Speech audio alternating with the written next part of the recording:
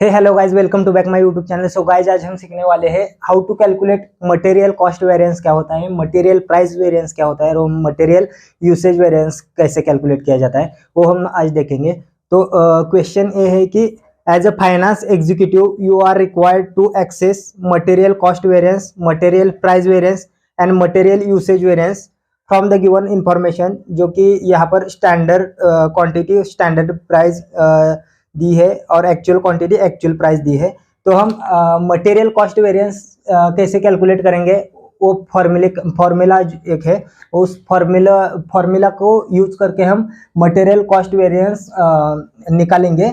उसके बाद material price variance भी कैलकुलेट करेंगे फॉर्मूले के थ्रू। उसके बाद मटेरियल यूसेज वेरिएंस जो है वो भी हम फॉर्मूले के थ्रू कैलकुलेट करेंगे। तो आइए देखते हैं one by one. So first जो है मटेरियल कॉस्ट वेरिएंस, तो फर्स्ट वाला जो है मटेरियल कॉस्ट वेरिएंस, तो मटेरियल कॉस्ट वेरिएंस का जो फॉर्मूला है वो जो है standard quantity into standard price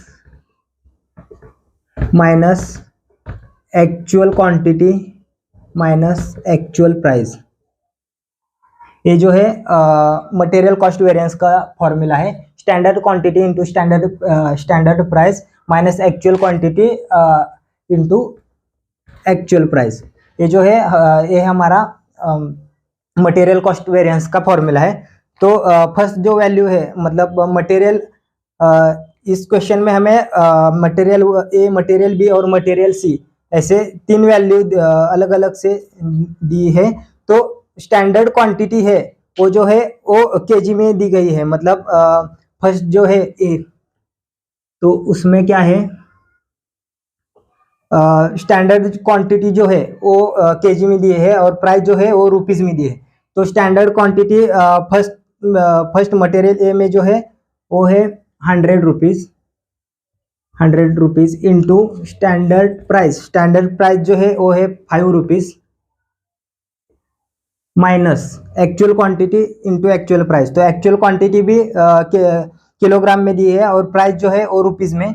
तो एक्चुअल क्वांटिटी यहाँ पर है हमारे 100 rupees, 100 KG into actual price जो है वो है रुपीज में 4 रुपीज। तो हम क्या करेंगे, इसका कैलकुलेशन करेंगे। 100 इंटू 5, गाइस क्वेश्चन पेपर में जो है वो ऑलरेडी इसकी वैल्यू कैलकुलेट करके दी है। अगर क्वेश्चन पेपर में इसी कैलकुलेट करके नहीं दी तो आपको कैलकुलेट करना पड़ेगा।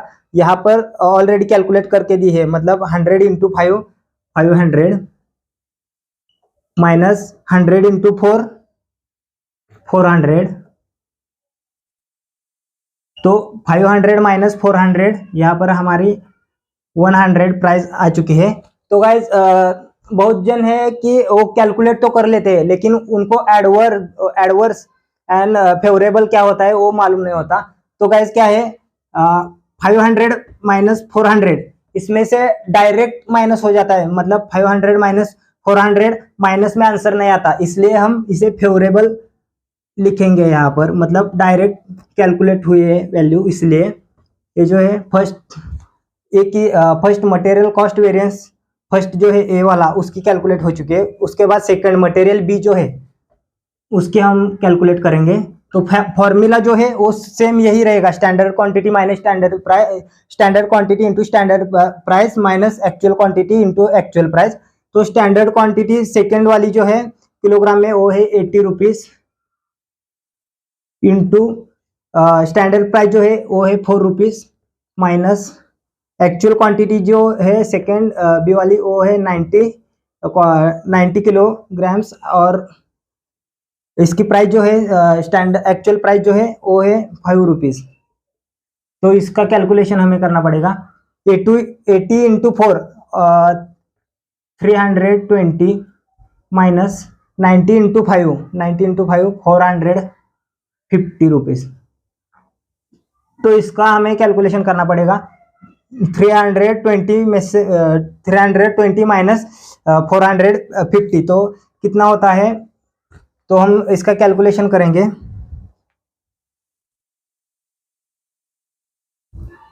320 माइनस 450, तो इसका गाइस आंसर जो है वो माइनस में आ चुका है। इसका आंसर 130 रुपीज आ चुका है। लेकिन इसमें क्या है, जो स्मॉल अमाउंट है, मतलब 320 450 से स्मॉल अमाउंट है, इसलिए आंसर जो है वो माइनस में आ चुका है। लेकिन हमें क्या करना है, यहाँ पर माइनस नहीं लिखना, क्योंकि इस फर्स्ट वाला जो हमने कैलकुलेट किया उसमें क्या था, 500 माइनस 400 डायरेक्टली हमारा 100 आ चुका था, उसमें कोई भी निगेटिव में आंसर नहीं आया था, इसलिए हमने यहाँ पर फेवरेबल लिखा था। लेकिन इसमें क्या हुआ है, 320 माइनस 450, आंसर तो आ चुका है 130, लेकिन जो आंसर आया है वो निगेटिव में आया है। लेकिन हमें यहाँ पर निगेटिव में आंसर नहीं लिखना है, यहाँ पर हम क्या लिखेंगे, एडवर्स, मतलब निगेटिव में आंसर आया है, इसलिए हमें यहाँ पर एडवर्स लिखना पड़ेगा, यहाँ पर हम फेवरेबल नहीं लिख सकते।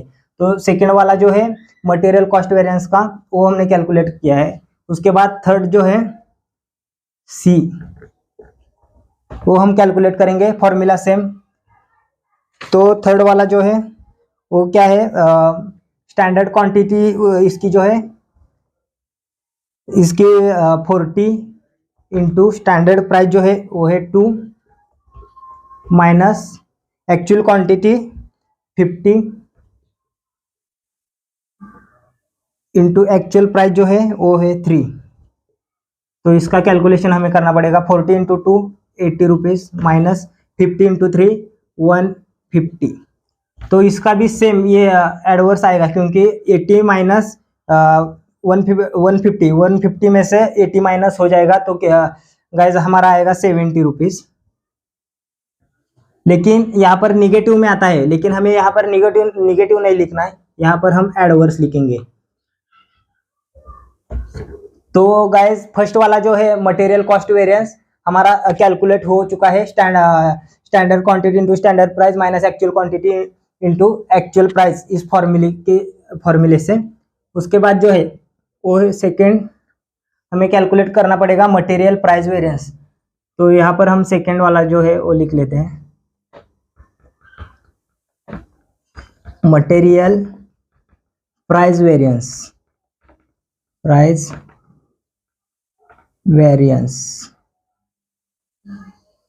तो मटेरियल प्राइस वेरिएंस जो है, इसका जो फॉर्मूला है वो है actual quantity into standard price minus actual price, standard price minus actual price. ये जो है ये मटेरियल प्राइस वेरिएंस का फॉर्मूला। तो यहाँ पर हमें एक्चुअल क्वांटिटी जो दी है वो कितनी है, 100 रुपीज़ इंटू स्टैंडर्ड प्राइस जो है, ए फर्स्ट का हम निकाल रहे हैं, ए का। तो इसकी स्टैंडर्ड प्राइस कितनी है, 5 रुपीज़ माइनस एक्चुअल प्राइस कितनी है, 4 रुपीज़। तो यहाँ पर हम कैलकुलेशन करेंगे, 100 इंटू 5 माइनस 4, हमारा यहाँ पर 1 आ चुका है। लेकिन उसके बाद 100 इंटू 1 डायरेक्टली 100 आता है। ये जो है डायरेक्ट यहाँ से कैलकुलेट हुआ है, कोई भी निगेटिव में आंसर नहीं आया है, इसलिए हम डायरेक्ट इसे फेवरेबल में लिखेंगे। उसके बाद जो है हम सेकेंड वाला जो है वो निकाल उसके कैलकुलेशन करेंगे। सेम फॉर्मूला यही रहेगा, actual quantity into standard price minus actual price. तो सेकेंड जो है बी वाला, उसका एक्चुअल क्वांटिटी जो है वो है 90 रुपीज़, 90 किलोग्राम में, केजी में, इंटू स्टैंडर्ड प्राइस जो है उसकी वो है 4 रुपीज़ माइनस एक्चुअल प्राइस जो है वो है 5 रुपीज़। तो 90 इंटू 4 माइनस 5 कितना आता है गाइस, -1 आता है। ओके, तो 90 इंटू 1 कितना होता है, 90 रहेगा, लेकिन यहाँ पर निगेटिव में आंसर आएगा क्योंकि ये जो है -1 में है, इसलिए निगेटिव में आएगा। लेकिन लिखते समय हमें निगेटिव में नहीं लिखना, इसे हम एडवर्स करके लिखेंगे। ये जो है सेकेंड वाला जो आया है कैलकुलेट करके। थर्ड वाला जो है वो हम अब कैलकुलेट करेंगे। फॉर्मूला सेम रहेगा, actual quantity into standard price minus actual price. तो थर्ड वाला जो एक्चुअल क्वांटिटी है वो है 50 इंटू स्टैंडर्ड प्राइस कितनी है 2 रुपीज़ माइनस एक्चुअल प्राइस कितनी है 3 रुपीज़। तो 50 इंटू 2 माइनस 3 माइनस 1, इसका भी सेम यही आएगा 50 इंटू 1 माइनस 50 आएगा, लेकिन यहाँ पर हमें निगेटिव में नहीं लिखना आंसर, यहाँ पर हम 50 एडवर्स लिखेंगे। तो गाइज सेकंड जो था हमारा मटेरियल प्राइस वेरिएंस, वो जो है वो कैलकुलेट हो चुका है। थर्ड वाला जो है वो है मटेरियल यूसेज वेरिएंस, वो हम अब कैलकुलेट करेंगे। तो गाइज आपने अभी तक स्क्रीनशॉट नहीं लिया तो प्लीज स्क्रीनशॉट ले लीजिए। उसके बाद जो है वो हम मटेरियल यूसेज वेरिएंस जो है वो कैलकुलेट करेंगे। तो गाइज प्लीज स्क्रीनशॉट ले लीजिए। सो गाइज अभी सेकेंड वाला जो है वो कैलकुलेट हो चुका है। उसके बाद जो है थर्ड वाला मटेरियल यूसेज वेरिएंस वो हम कैलकुलेट करेंगे। तो मटेरियल यूसेज वेरिएंस, तो उसका जो है फर्स्ट ए वाला जो है वो हम कैलकुलेट करेंगे फर्स्ट। तो इसका फॉर्मूला जो है मटेरियल यूसेज वेरिएंस का वो है standard price into standard quantity minus actual quantity. तो गाइज हम इसे कैलकुलेट करेंगे इस फॉर्मूले के साथ। तो स्टैंडर्ड प्राइस जो है फर्स्ट मटेरियल जो है मटेरियल फर्स्ट ए वाला जो है उसकी स्टैंडर्ड प्राइस जो है वो है 5 रुपीज़ इंटू स्टैंडर्ड क्वांटिटी जो है वो है 100 रुपीज़ माइनस एक्चुअल क्वांटिटी जो है वो है वो भी 100 रुपीज़। तो 5 इंटू 100 माइनस 100 यहाँ पर 0 आता है। उसके बाद 5 इंटू 0 50 0 ही होता है। इसका कैलकुलेशन जो है गाइज वो डायरेक्टली हुआ है, इसलिए हम इसे फेवरेबल में लिखेंगे, फेवरेबल। उसके बाद जो है मटेरियल बी का हम निकाल लेंगे। तो मटेरियल बी का सेम फॉर्मूला यही रहेगा, standard price into standard quantity minus actual quantity. तो सेकेंड वाला जो है वो हम कैलकुलेट करेंगे। तो सेकेंड स्टैंडर्ड प्राइस जो है वो है 4 रुपीज़,